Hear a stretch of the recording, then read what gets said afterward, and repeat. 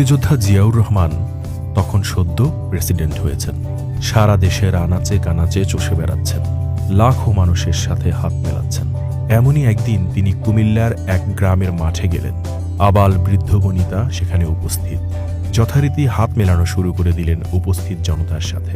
এক দুষ্টু ছেলে ভাবল, সে কেন একবার হ্যান্ডশেক করবে, তাকে অবশ্যই 2-3 বার হাত মেলাতে হবে, নইলে তো বন্ধুদের কাছে ইজ্জত থাকে না। এখনকার ছেলেপুলের ভাষায় যেটাকে বলে ফ্লেক্স করা।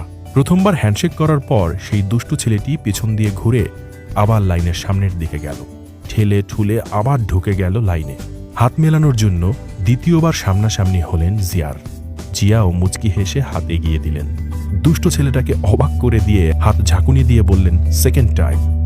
অদ্ভুত সব সক্ষমতা সম্পন্ন কর্মকুশলী সেই মানুষটার আজ জন্মদিন। শুভ জন্মদিন জিয়াউর রহমান।